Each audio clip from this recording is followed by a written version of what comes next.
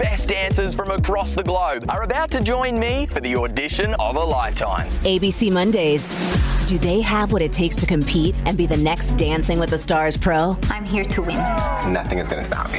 Our star judges will decide. This is what hunger looks like. It was 100% a wrong choice. Robert Irwin hosts. The next era of ballroom starts right here on Dancing with the Stars, The Next Pro.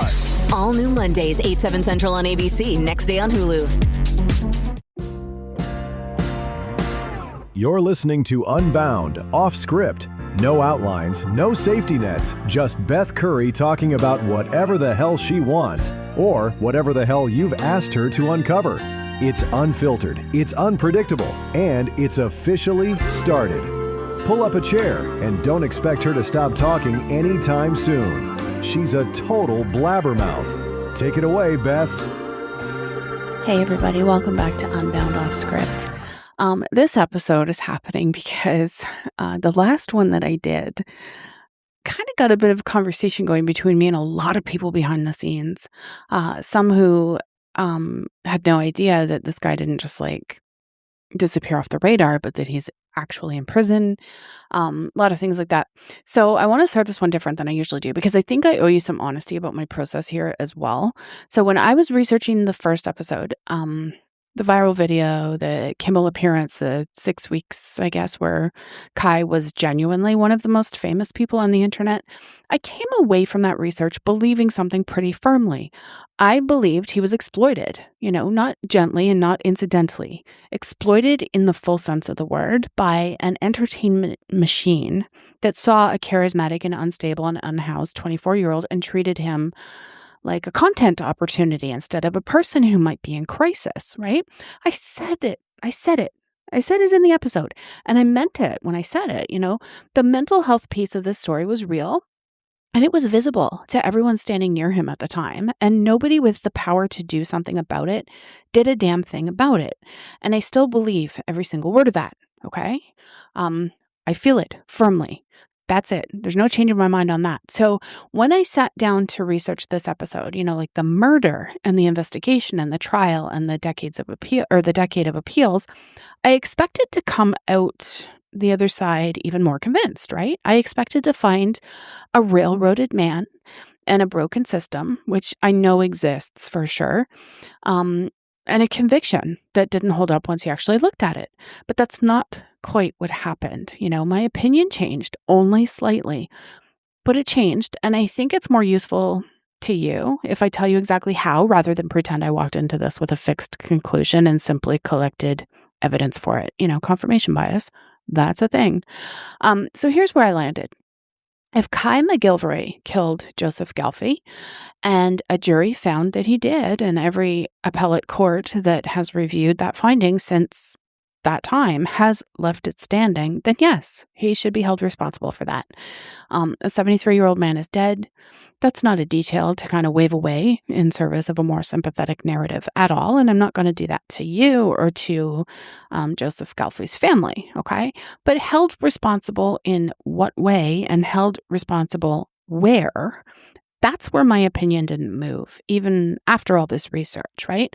I still don't think a maximum security prison in Trenton is the right place for this man. Not because I think he's innocent of the act, because I think everything underneath the act, the untreated mental illness and the total absence of intervention during this exact window when the entertainment industry had its hooks in him, and the years he spent decompensating in a county jail cell before he ever saw a trial, tells me this was never primarily a criminal justice problem. It was a mental health emergency that got routed through the criminal justice system because that's the only system that seems to exist, and that system is not built to treat anybody. It's built to hold them, right? So that's kind of the frame for today. Not was he railroaded and not was he a monster, but something closer to what does accountability actually look like for someone whose crisis we all watched happen in real time and cheered along and then abandoned the second it stopped being entertaining. I don't think 57 years in a cell answers that question. I think it just postpones it. Okay. So with that said, quick note on how this episode is built, because I want to be transparent about my sourcing as well. Everything factual you're about to hear is drawn from primary sources. The actual New Jersey Appellate Division opinion affirming McGilvery's conviction, federal court filings, and mainstream legal reporting. Okay, where something comes only from McGilvery's own pro se filings or from advocacy sites I couldn't independently verify, I'm going to tell you that explicitly out loud when we get there. Okay, this case has a lot of internet mythology built around it, and I'd rather slow down and be right than keep the momentum of a good story going at the expense of the facts. Okay, very important to me. So, last episode we covered the fun part, the viral video, the smash, Jimmy Kimmel, the songs, the few surreal months where this homeless drifter with a hatchet in his backpack was one of the most recognizable men on the internet. Today, I want to do the part nobody put a beat behind. Okay, the murder of Joseph Gelfi, the investigation that followed, and the trial that sent Kai to prison for 57 years, and the decade-long legal afterlife where he's been suing from a cell in Trenton nearly everyone who ever put a camera in his face. So I want to rebuild the timeline the way the courts eventually did, right? Because I think it's a little bit more precise and probably, honestly, a little bit stranger than most retellings. So in February 2013, McGilvery gives that KMPH interview in Fresno and goes viral, right? Over the following months, he crisscrosses the country, being put up by strangers who recognize him from the video. And on May 11th, 2013, I think it was a Saturday, he was in New York and meets Joseph Gelfi, a 73-year-old attorney from Clark, New Jersey. Gelfi invites him to stay the night. And the next day, Mother's Day, McGilvery's plans with a woman named Kimberly Conley Burns, someone he'd been messaging on Facebook who offered to help him find a place to stay in New Jersey, fall through, and he ends up going back to Gelfi's house a second night. And sometime that night, Gelfi is beaten to death. Now, the physical evidence here matters a lot, so I'm going to be pretty precise. According to the medical examiner's trial testimony, cited directly in the appellate opinion, Gelfi suffered a broken neck, broken ribs, and injuries to his head so severe that his ear cartilage was exposed. Blood spatter covered the bedroom. The medical examiner testified Gelfi died from blunt force trauma delivered across multiple areas of his body, his eyes, mouth, ears, the back of his head, his neck, shoulders, arms, and ribs. The next morning, McGilvery meets Conley Burns at the Asbury Park train station. According to her trial testimony, the first thing he tells her is that he's just been raped. He says he called police, but that they wouldn't do anything because the man was a lawyer. He describes waking up with ejaculate on his face. He never brings it up again for the rest of the day. Conley Burns testified she saw no bruises, cuts, or scrapes on his hands or face. She also testified that he'd cut his hair dramatically short with a knife for no reason, he explained to her, and that throughout the day he was, in her words, from the stand, unusually animated, joking, rapping with kids they encountered, quote, offbeat and quirky, end quote. He spends that night at another acquaintance's house near Glassboro. Same story, no mention of an assault, described by his host as weird, but not distressed. So 3 days after leaving Gelfi's house, police located Kai at a Greyhound station in Philadelphia and arrested him. In a recorded interview, and this was played for the jury, he tells detectives that Gelfi raped him the first night and then describes going back a second night anyway, having a few beers and waking up on the bedroom floor with Gelfi on top of him. He says he doesn't remember how he struck Gelfi, could have elbowed him, kneed him, I don't know, is how it's summarized in the court record, okay? He also can't account for where the clothes he says were soaked in blood and urine ended up, and photos from that same night show him in different clothes than what he described wearing. Now that inconsistency, vivid, detailed memory of small talk with Gelfi, total blankness about the actual violence and physical evidence, kind of became the center of the prosecution's case. The trial judge, in denying Kai's motion for a new trial, said the injuries, quote, demonstrated that the assault was far more than just an effort to thwart a sexual advance, end quote, and pointed to McGilvery's changed clothes and changed haircut and discarded phone and the false statement to Conley Burns that he'd reported anything to police as evidence undermining his credibility.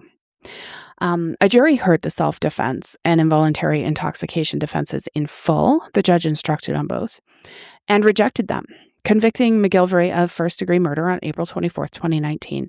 He was sentenced to 57 years with 85% to be served before parole eligibility under New Jersey's No Early Release Act.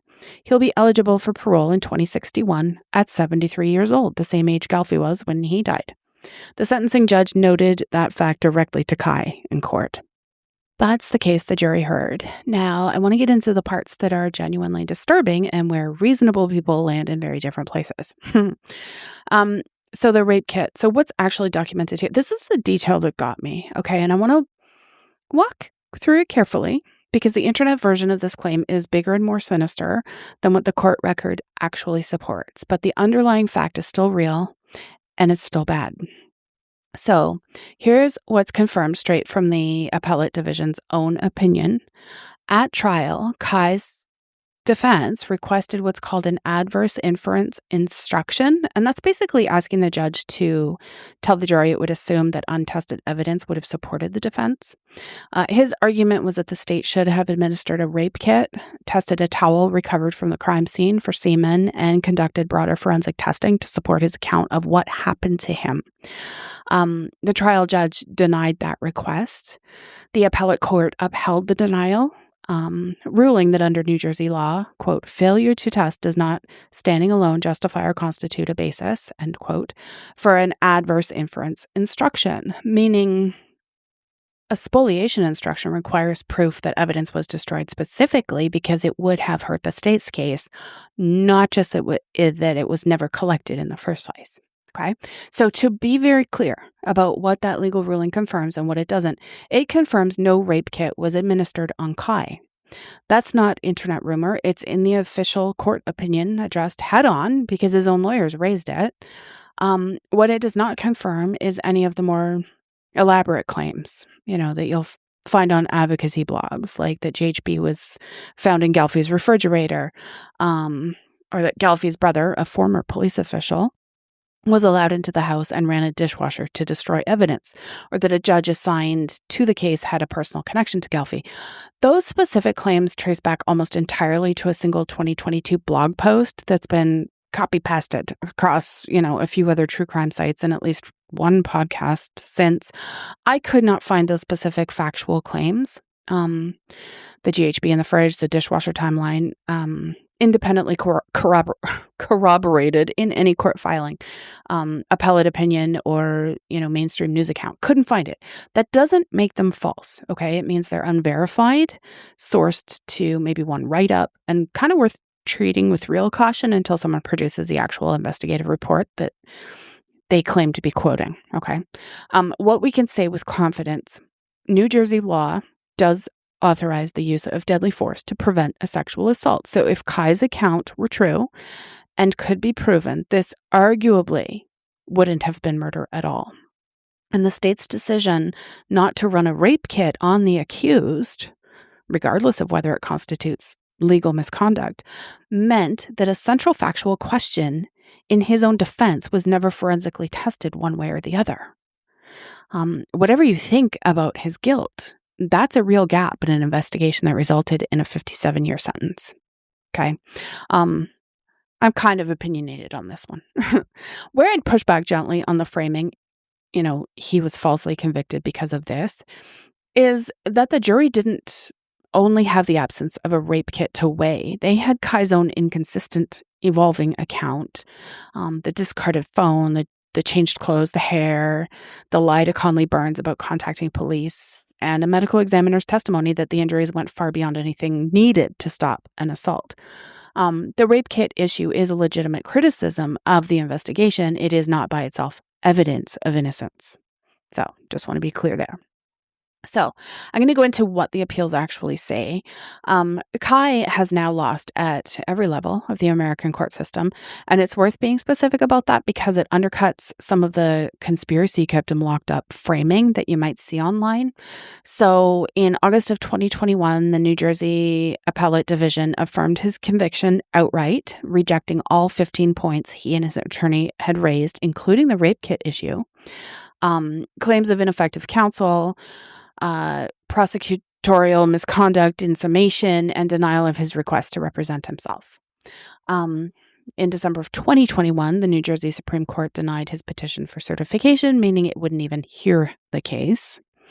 April of 2022, the U.S. Supreme Court denied certiorari, and in June 2025, a federal district court denied his petition for a writ of couldn't read my handwriting, habeas corpus.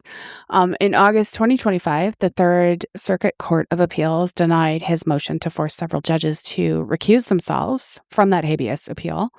Kai had alleged in his own filing personal connections between the judges and Galfie's estate. Those recusal allegations are his claims made pro se and were rejected by the court. They're not independent findings of judicial misconduct. So, as my mouth gets ahead of me, the unfair trial thread evidentially has been tested by 5 separate courts across 9 years, and every one of them has ruled against him. I think that probably matters in some way.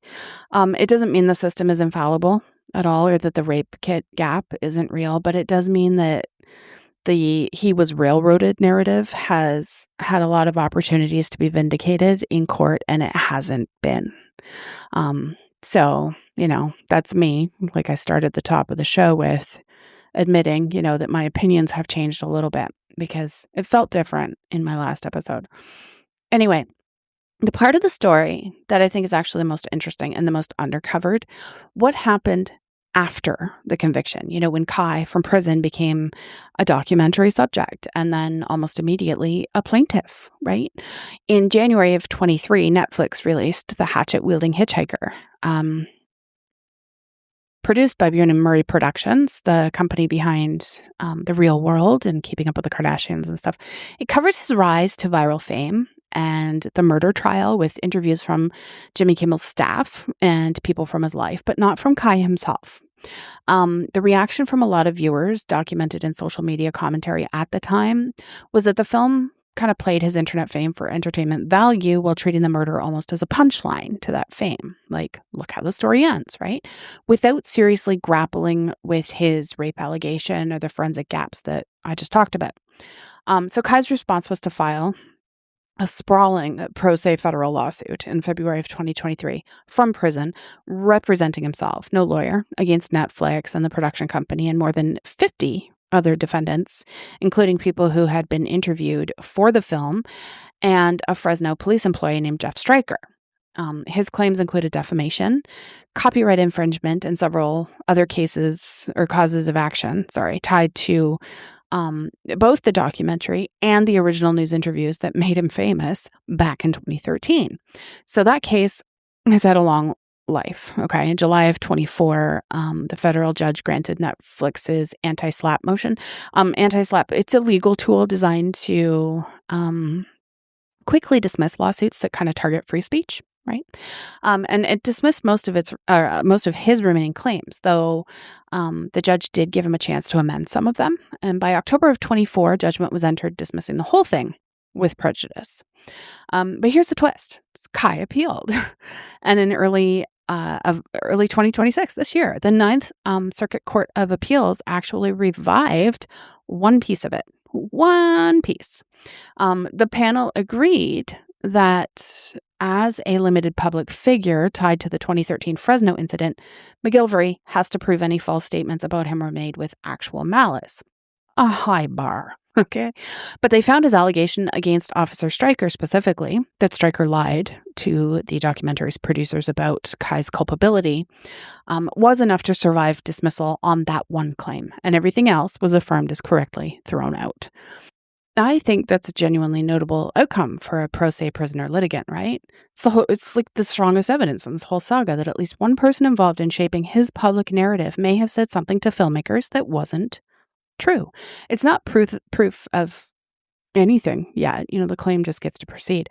But it's real and it's recent and it's, I don't know, the one thread in the exploited by media argument that has actual judicial traction behind it. Kai didn't stop there, though.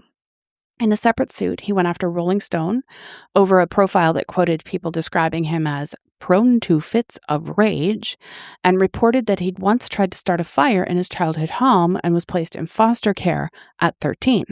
The Second Circuit upheld dismissal of that case in April of 26, ruling the statements were either non-actionable opinion or didn't meet the actual malice bar, and pointing out that the broader context of the piece didn't support a malice finding either. He also sued a YouTube channel called the Behavior Panel. 3 body language analysts who put out a video picking apart his 2013 KMPH interview frame by frame, speculating about whether he was a sociopath or had been angling to be seen as a hero. A federal judge in Georgia dismissed that case in September 25 as well. This is body language. I have opinions about body language as well. I've actually had some training and I've sat in and seen stuff over the years with my work, 15 years, 10, 12, I don't know, however many years ago. I do have some knowledge on body language. And just like with a lot of other things, it is not always reliable, especially for diagnosing people or making claims about people or their character or anything like this. Is a whole other episode as well. I'm not going to get into it, but I just wanted to say that. Like I said, a federal judge in Georgia dismissed that case in September of 25. Maybe the strangest footnote in the entire saga is a completely unrelated man named Taylor Hazelwood. He sued Netflix separately, claiming the documentary used his Instagram photos of himself holding a hatchet, referencing a totally different book, and implied he might be Kai, depicting him in his telling in a sinister and defamatory light. So the pattern across 4 years of litigation is remarkably consistent. Nearly every claim Kai has filed against the people who built entertainment products out of his life has been dismissed, except the one against a police officer, which a federal appeals court just said deserves a real look. So what do we actually make of all this? I'm going to be honest, I don't want to tie it up neatly because I don't think it ties up neatly at all. There are 2 separate stories kind of running in parallel here, and I think the internet version of this case tends to smash the... Smash? That was totally not on purpose, but it tends to smash them together in a way that I think does a disservice to both, right? So story 1 is Caleb McGilvery's trial. Was it fair? And is he guilty of first-degree murder? 5 courts, 9 years at state and federal level. They've looked at that question from every conceivable angle. Sufficiency of evidence, ineffective counsel, prosecutorial misconduct, jury instructions, the rape kit issue specifically. And every single one has affirmed the conviction or declined to disturb it, right? The physical evidence, the extent and pattern of Gelfie's injuries, Kai's inconsistent and evolving account, the discarded phone, the change in appearance, the lie about contacting the police is substantial. The absence of a rape kit is a real and legitimate criticism of how the investigation was conducted, and it's reasonable to be angry about it as a matter of general principle. I know I am. An accuser's own body should be tested when a sexual assault is alleged, full stop, okay?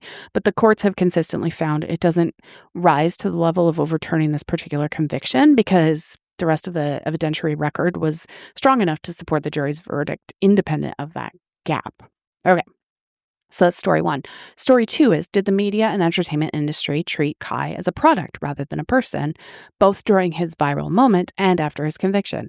That one, I think, has real legs. Okay, a homeless 24-year-old with an apparent history of trauma became an overnight commodity in 2013. He was passed between news segments, a late-night couch, strangers' houses via social media, and now podcasts, with essentially no support system checking in on his well-being, right?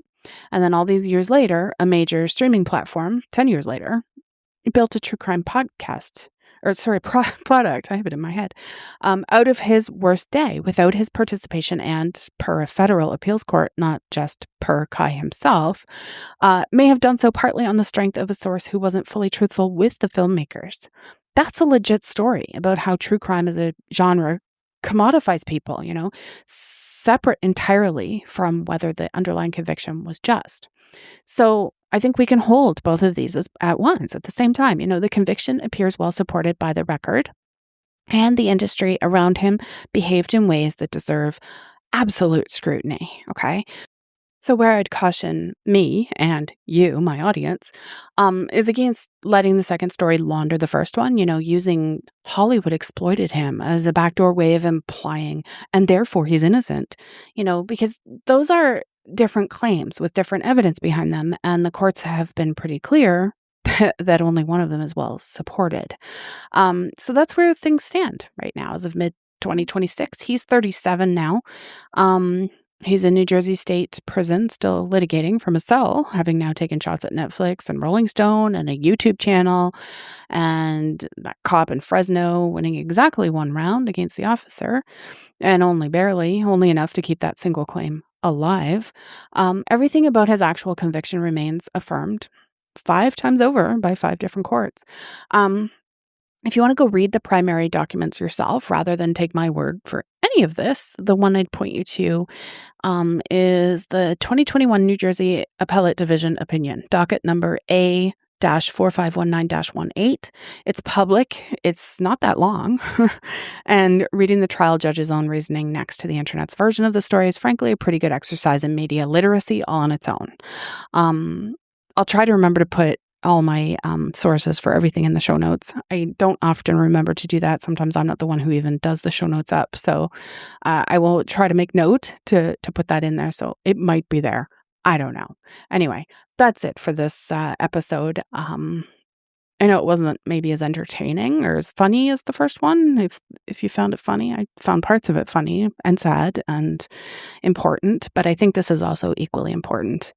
If you have any reason to want to contact me, complain about anything I've said today, correct me, please do, because I will absolutely do another episode and make corrections. And as my opinions change, I like to share that as well, because I'm a human being. And as I kind of learn more, I actually admit, if I've been wrong about something or anything like that. So please let me know. Info's in the show notes. If you want to support production costs of the show, that's also in the show notes. Join our Facebook group for further discussion. That's in the show notes. And if I remember to, I will put all my my research notes in there as well. I will see you next time. And that brings us to the end of another episode of Unbound Off Script. Someone eventually had to pull the plug because, as you know, Beth will happily keep talking until the sun goes down. Thanks for listening, and we will see you whenever she finally runs out of things to say. I'm Rob, she's a blabbermouth, and we're out.